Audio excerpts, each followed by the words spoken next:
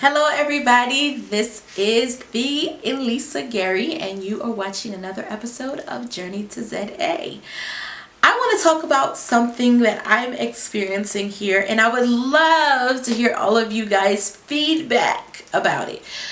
In South Africa, when you are applying to most jobs, and I say most, stressed, because it is about 95%,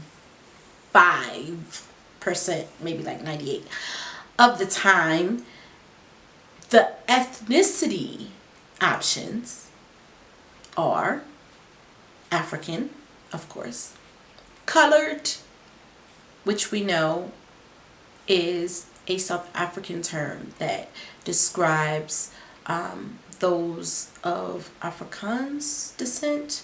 Again, I'm still learning all of these things, so please do not persecute me. If anything else, educate me in the comments, the true understanding of colored, but that is one of the distinctions. And then there's Indian and Chinese, actually. There's never other. So very few times I've seen black there, and that's usually an American company that has a South African segment of the business, but usually it's the latter of those mentioned. And what I find myself doing is having to choose African, because I'm definitely not colored and definitely not Chinese or Indian. But it does bring up interesting conversation. What do you do? I never thought in coming to South Africa that I would not know what to choose on a job application, right?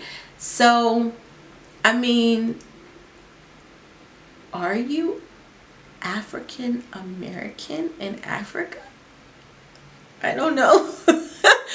I don't know, but it definitely is something that has been perplexing me, and I definitely would like to have a little bit more of a conversation about the topic. I do know that in applying for positions, one thing that I will say in terms of seeking employment in South Africa, unlike the States, you can, not across the board, but you can be seeking work in the US and you can scour job boards, career sites, and you can see a certain amount of just overlap and repeat of the same positions over and over again. Not the same segment of industry, but the same positions being advertised over and over again. What I have seen in South Africa is that there is a plethora of employment, surprisingly. And that's awesome to know for those that are seeking to possibly make the transition from the States to South Africa, especially if you fall in any of the categories that is on the country's critical skills list. What exactly is that?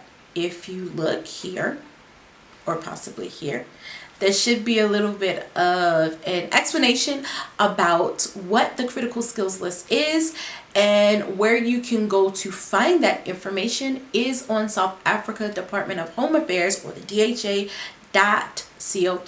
site, or dha.za.gov. I'll make sure I put it in the comments below, and make sure you have a link to get directly to the website.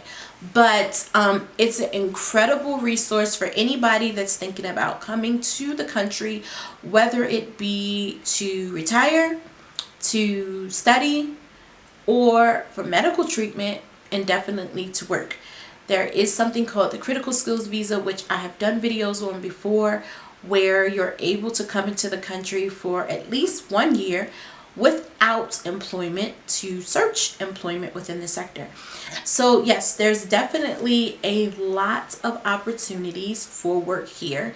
Big companies, small companies, definitely in the areas of IT, engineering, business management, that's from higher level executive all the way down to general manager, retail as well.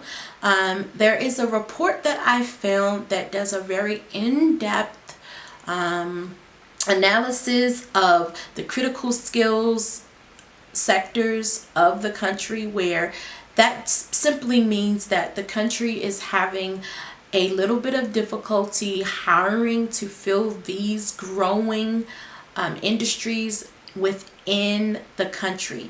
And so therefore they are seeking candidates outside of the country and drawing them in for those industries to be able to fulfill the workload in those industries. One of them most certainly is business.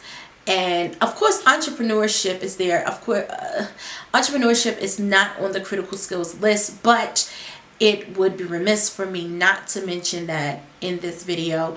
There are plenty of different economic shortfalls within the country that an entrepreneur that has a little bit of time, of course, resources, you can come in and do amazing within the country.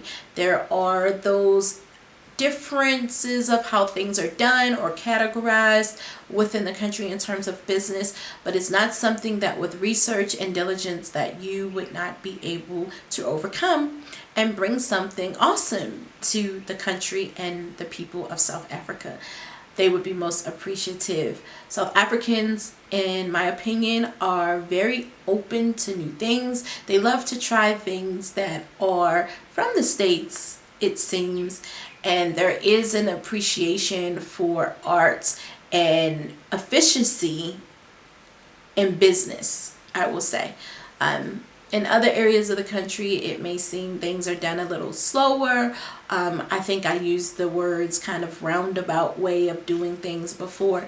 That just simply means it's kind of as you're grabbing the structure of something, you move forward. Whereas in America, it's kind of very unilateral way of doing things. It's this step and then this step and then this step. Maybe as I'm here longer, I can explain that in words a little better, but at least that's what I'm seeing and how I can best communicate that now. But there are definitely lots of different opportunities for employment, at least in the areas of administration and business, IT, engineering. I think I also saw agriculture and those that deal with nanotech, medical, all of those fields, accounting, bookkeeping. Of course, some people might say that falls under business too. It is, but it's a specialty within the business world. All of those areas are definitely sought after here. Hedge fund managers, financial advisors, general level managers. Again, if you fall into those categories, don't hesitate to look into the job market in South Africa. Now, what I have seen is that a lot of these companies will not pay for you to gain your paperwork or what have you to come into the country. I'm not saying that it doesn't happen, but it is largely up to the applicant to do so and make sure that they have the proper documentation in order to show that they can work into the country. That could be a con to trying to gain access to employment in the country, because if you don't have the proper paperwork, whether it be a critical skills visa or a general work visa, then you may not be able to apply for any type of employment or even be taken seriously by those that are reviewing applications. Another thing to take into mind is that if you're going to begin trying to interview here, become familiar with the term CV, whereas we say resume in the States. In South Africa, they tend to use the term CV. I can post a link in the comments that gives you a explanation about what the difference between a resume and a CV is, and maybe I'll also do a video that can be in addition to this one to tell you a little bit more detail about those two things as well. But definitely make sure that you are looking on sites like Indeed, as well as LinkedIn, and just choose the indicator for South Africa.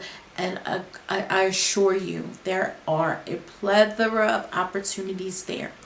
But just to recap, if any of you are able to provide me some information in regards to what I should choose when I'm filling out an application in regards to my ethnicity, please provide me with feedback. I mean, I'm sure that it wouldn't be considered, outlandish if I chose African, and I'm not a native African once I arrive. But of course, that's me as an Americaner. I definitely want to be truthful, and when there's not a way for you to comment or choose other, sometimes it just makes me feel a little bit unsettled. So I look forward to you guys' comments. Please begin to follow me, hit that bell notification button, subscribe to the channel, and of course you can follow me on Instagram or on Facebook, the Elisa Gary, as well as visit me at journeytoza.com. I look forward to seeing you, and I'll speak with you soon. Bye.